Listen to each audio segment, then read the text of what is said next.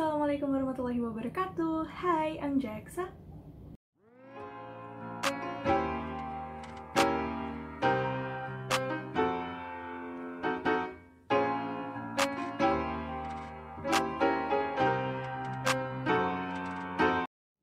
Halo teman-teman semua, jadi di video kali ini aku mau ngebahas tentang barang-barang apa aja yang aku nyesel banget nggak aku bawa ke Amerika Serikat, ataupun sebenarnya mungkin pada saat itu aku udah bawa, tapi andai aja waktu itu aku bawanya lebih banyak gitu. Di series video kali ini, per satu video aku akan mention 3 jenis item yang aku harap aku bawa ke Amerika Serikat waktu aku pertukaran pelajar tahun 2019-2020. Sebelum aku mulai tentang barang-barangnya, sebenarnya kalaupun memang ada barang-barang yang nggak aku bawa dari Indonesia ke Amerika Serikat, sebenarnya masih memungkinkan untuk aku ngirim barang-barang tersebut dari Indonesia ke Amerika Serikat. Ya ampun, aku udah berapa kali nyebut kata Amerika Serikat di video ini. Itu biasanya aku ngirim kalau paket either pakai JNE atau pakai Pos Indonesia. Selama waktu aku masih di sana, kalau aku nyebut Amerika Serikat lagi nih, parah banget. Selama aku di sana pernah sempet kita dikirimin barang dari Indonesia sama orang tua aku, akhirnya dikirimin pakai JNE. Nah, waktu aku udah di Indonesia, aku ngirimin paket buat keluarga aku yang ada di sana, itu aku ngirimin pakai Pos Indonesia. Cuman ada kelemahannya nih, JNE itu emang cepet ngirimnya. Jadi dalam waktu sekitar seminggu tuh udah nyampe, walaupun Amerika Serikat tuh kayak jauh banget gitu. Cuman emang harganya mahal dan terbatas banget nih jenis-jenis barang yang bisa dikirim. Barang yang nggak bisa dikirim ada 2 jenis. Jadi nggak boleh makanan atau minuman yang bisa dikonsumsi gitu loh. Nggak boleh juga kosmetik. I think termasuk juga obat-obatan deh. Nah, itu yang nggak bisa dikirim dari Indonesia melalui JNE. Terus waktu aku udah balik ke Indonesia, aku baru tahu ternyata ada makanan yang bisa dikirim ke Amerika Serikat gitu, dipaketin, itu pakainya Pos Indonesia. Cuman setelah aku coba, itu lama banget asli, nyampenya kayak 3 minggu lebih gitu, kayaknya mungkin sebulanan, sekitar segitulah. Agak riskan juga kalau misalkan jenis makanannya tuh nggak disesuaikan atau jenis barang yang nggak disesuaikan, itu bisa-bisa nyampe sana kayak udah rusak atau udah basi gitu loh. Nah, jadi aku pikir dengan video ini, mungkin kalau misalkan teman-teman ada yang mau ikut exchange atau mau ke luar negeri atau gimana, mungkin bisa menjadi pertimbangan gitu untuk ya udah mendingan waktu berangkat ke sana langsung dibawa aja daripada kita rely on ngirim barang aja dari Indonesia ke Amerika Serikat gitu. Itu sih tujuannya. So ya, kita mulai langsung aja ke barang yang pertama. Untuk barang yang pertama, ini adalah barang yang kayak wajib banget, kayaknya hampir semua anak exchange atau teman-teman mungkin kalau misalkan ada yang suka keluar negeri dan segala macem untuk waktu yang cukup lama, kayaknya hampir selalu deh bawa ini, yaitu Indomie. Nah, sebenarnya waktu aku berangkat tahun 2019, waktu itu aku berangkat sekitar bulan Agustus, aku bawa Indomie dan itu cukup banyak juga aku bawanya. I think at that time aku bawa kayak sekitar 15 gitu kali. Tapi ada spesifik jenis Indomie yang aku nyesel banget aku nggak bawa. Mie instan yang aku suka adalah mie goreng. Beberapa aku bawa tetap mie kuah gitu kan, siapa tahu kangen. Terus habis gitu aku nyarilah mie goreng. Sebenarnya favorit aku tuh ada 2 Indomie goreng. Itu yang klasik itu, yang mie goreng yang biasa ini sama Indomie goreng yang cabai hijau. Cuman ternyata yang cabai hijau tuh kayak aku udah gak nemu lagi sih di toko-toko. Jadi pada saat itu aku bawa cukup banyak Indomie goreng yang klasik itu, terus sisanya kayak campur-campur sih rasa-rasa yang aneh-aneh gitu. Ternyata pas udah nyampe di Amerika, Indomie goreng yang klasik itu tuh ternyata gampang banget ditemuin kalau misalkan datang ke toko-toko Asia. Waktu itu aku datang ke toko yang sebenarnya basicnya lebih ke dari Thailand dan Laos. Itu tuh Indomie jenis itu tuh ada. Terus aku waktu itu juga datang ke toko lain yang masih sama Asian store gitu, masih nemu tuh Indomie si klasik itu. Yang aku malah nggak nemu adalah Indomie yang rasanya aneh-aneh. Jadi kayak nggak tahu ya, kayak misalkan Indomie mie Aceh atau ayam geprek atau sambal matah kayak gitu-gitu tuh jarang, atau mungkin malah nggak ada sama sekali. Mungkin emang dari Indominya tuh nggak diekspor untuk varian rasa-rasa itu. Yang diekspor ya udah cuman yang klasik-klasik aja gitu loh rasanya. Menurut aku sayang banget. Coba aja waktu itu, jadi bagasinya waktu itu instead of aku isi sama Indomie goreng yang klasik itu, kayaknya akan jauh-jauh lebih baik aku mendingan bawa Indomie yang rasa-rasa yang aneh-aneh. Nomor 2, aku nyesel banget nggak bawa makeup aku yang merek Indonesia. Jadi aku tuh punya kulit yang cukup cukup sensitif gitu lah.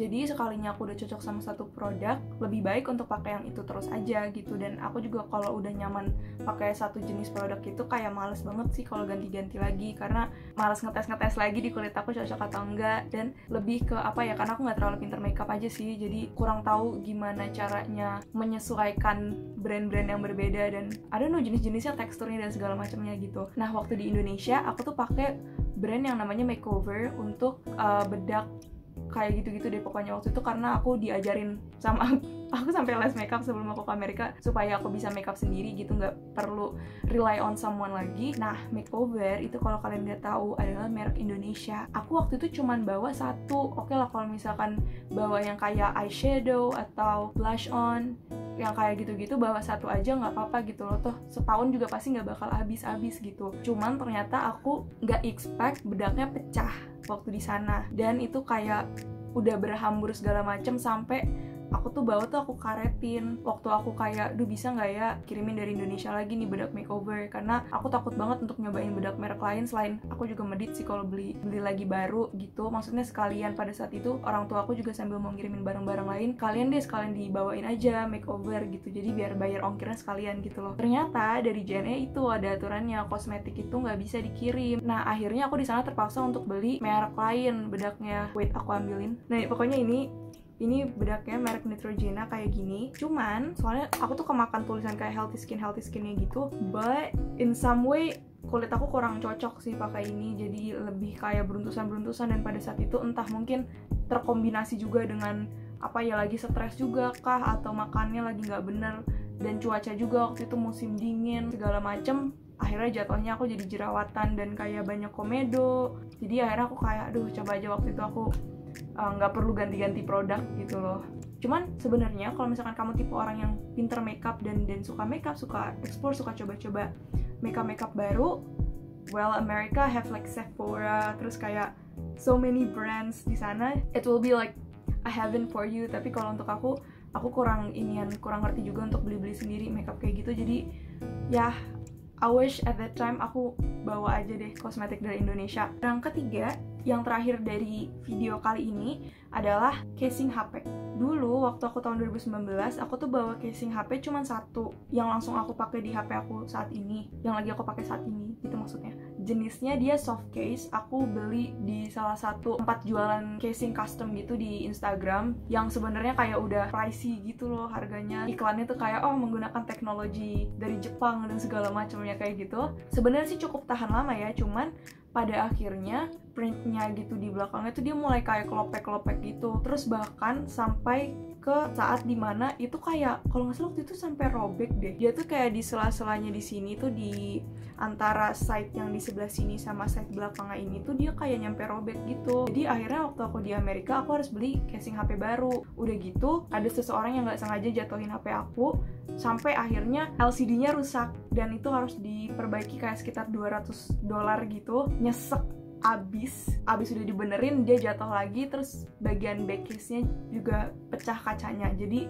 gitu kayak agak-agak sebel banget gitu. Nah akhirnya waktu aku di sana aku beli casing HP baru, mahal banget sih menurut aku kalau dikonversiin ke rupiah, karena kalau di Indonesia kayak casing itu bisa dapat dengan harga yang jauh-jauh lebih murah gitu loh. Please banget kalian bawa casing HP yang gak cuman cantik tapi juga really protect your phone. Saran aku sih harus banget bawa lebih dari satu. At least bawa satu yang aman, yang kayak anti banting, anti badai segala macem. Terus yang satu kayak casing cantik, mungkin kalau kalian pengen buat bawa ke pesta atau buat mirror selfie gitu kayak biar cakep gitu kelihatan belakangnya, itu bawa yang cantik. Udah gitu belinya di Indonesia aja, karena di Indonesia harga casing kayak gitu tuh super duper murah kan, sedangkan di sana mahal abis. Udah gitu custom case itu lebih mahal lagi, nggak masuk akal. Menurut aku sih sayang banget kalau ngabisin uang cuma buat beli casing di Amerika Serikat doang.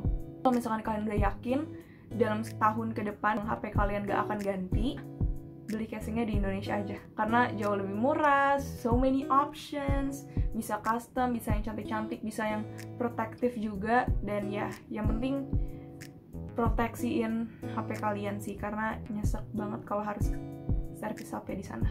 Sekian video kali ini. Kita akan berlanjut lagi ke seri yang berikutnya dengan 3 barang lain yang nyesel nggak aku bawa ke Amerika. Don't forget to like, comment, and subscribe.